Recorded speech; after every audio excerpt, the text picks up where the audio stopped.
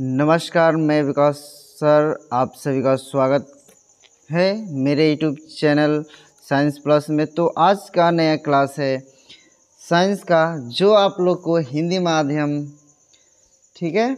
तो ये class 10th का सीजन 23-24 यानी क्वेश्चन का मेला पार्ट 2 आ रहा है। तो आइए हम इसके बारे में अगले क्वेश्चन यानी क्वेश्चन का मेला का अगला पार्ट का क्वेश्चन देखते हैं। चलिए, आपका पहला क्वेश्चन है, ये देखते हैं कि पहला क्वेश्चन है कि हीलियम कैसा तत्व है। यानी क्वेश्चन है कि हीलियम कैसा तत्व है, अक्रिय, क्रियाशील, सक्रिय, उदासीन। तो आपको बता दें कि हीलियम एक हमारा अक्रिय जो तत्व है, ये अक्रिय तत्व है, ठीक है। ये इसको हम लोग बोलते हैं नोबेल गैस, ठीक है। अक्रिय एलिमेंट होता है जिसको हम लोग इंग्लिश में बोलते हैं नोबेल गैस होता है, ठीक है। ये रहा आपका पहला का जवाब। अगला क्वेश्चन देखते हैं कि जल में हाइड्रोजन तथा ऑक्सीजन की परमाणु संख्या का अनुपात है। क्वेश्चन नंबर दूसरा है कि जल में हाइड्रोजन तथा ऑक्सीजन की परमाणु संख्याओं का अनुपात है। तो सबसे पहले हम बता दें कि जल का फॉर्मूला होता है H2O। हमसे पूछा गया है कि परमाणु संख्याओं का अनुपात पूछा गया है, ठीक है। तो परमाणु संख्याओं का यानी इसमें अणुओं जो संख्या यहाँ पर लिखा है ये 2:1 के रेशियो में है, ठीक है। 2:1 के फॉर्म में है। यहाँ पे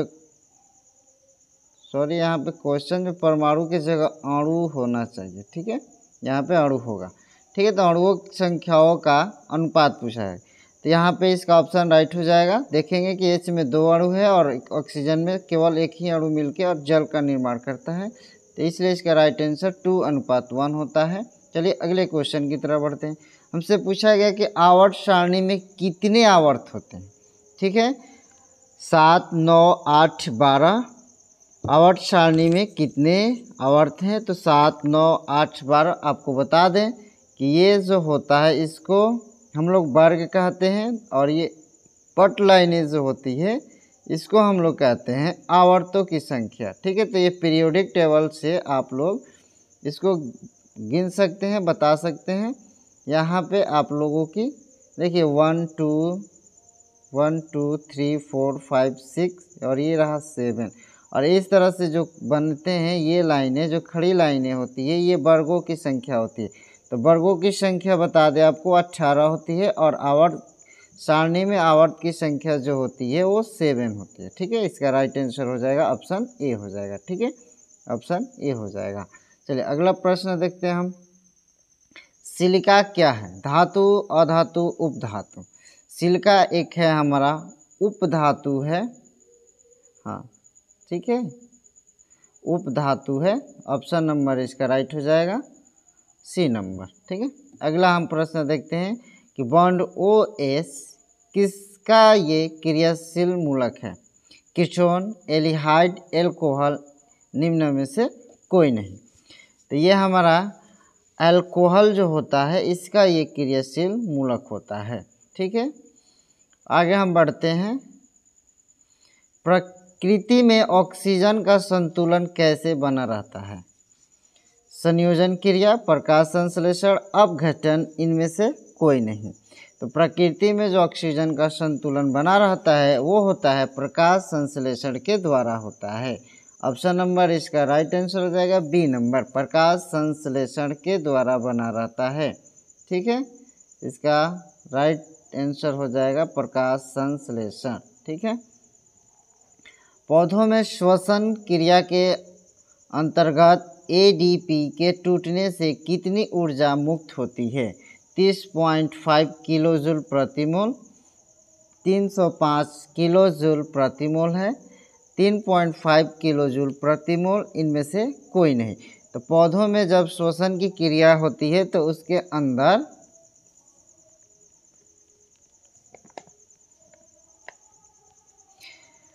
हमारा राइट आंसर हो जाएगा 3.5 किलो जूल प्रति मोल, इसका राइट आंसर हो जाएगा, ठीक है।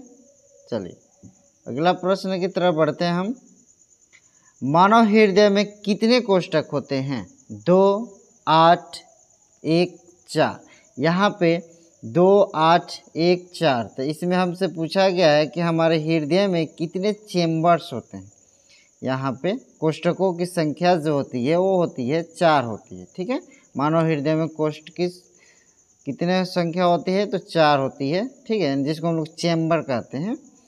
मानव हृदय का औसत प्रकुंचन दाब होता है लगभग, ब्लड बीपी पूछा गया है, लगभग औसतन मतलब कितना होना चाहिए नॉर्मल व्यक्ति के, सामान्य व्यक्ति का। ठीक है, बीपी जो जिसको ब्लड प्रेशर 120 mmHg, 150 mmHg, यहाँ पे Hg होना चाहिए।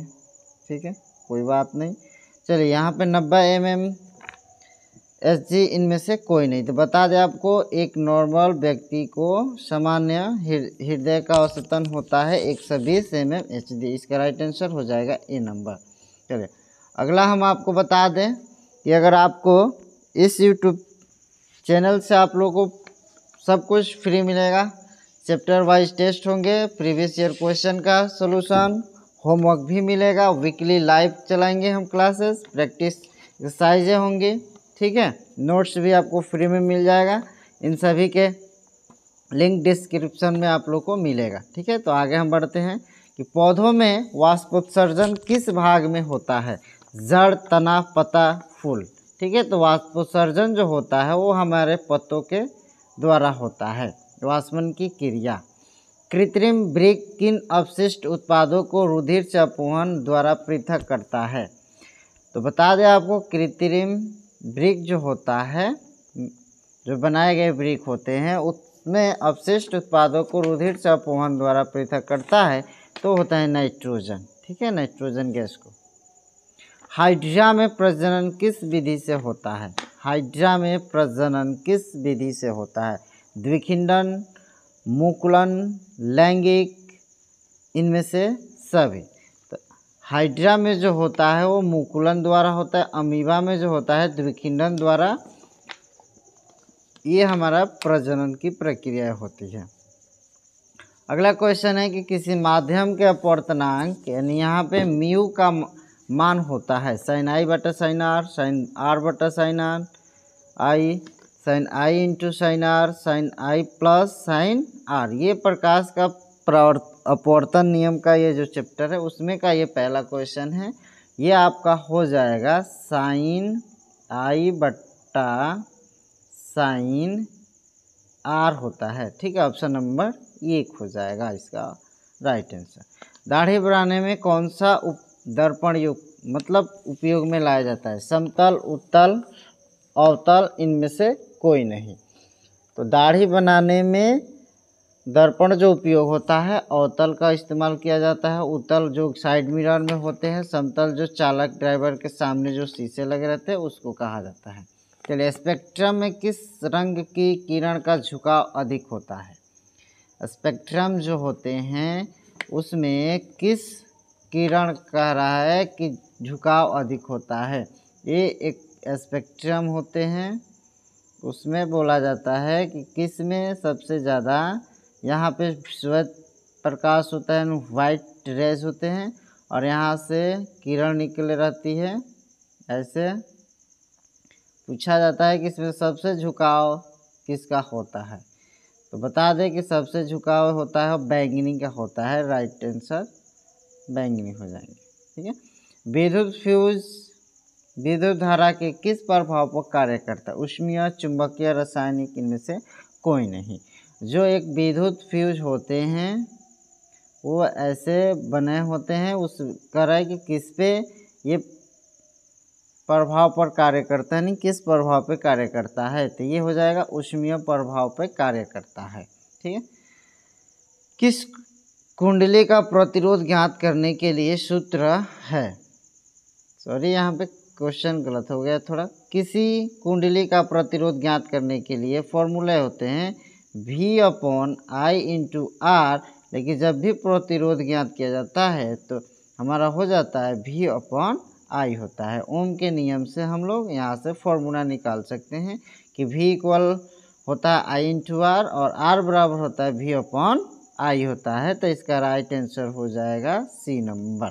ठीक है, चलिए डायनेमो से किस प्रकार की धारा प्राप्त होती है? डायनेमो से किस प्रकार की धारा प्राप्त होती है? दिष्ट धारा, प्रत्यावर्ती धारा, दोनों धाराएं, इनमें से कोई नहीं। तो आपको बता दें कि डायनेमो जो होता है वो डीसी करंट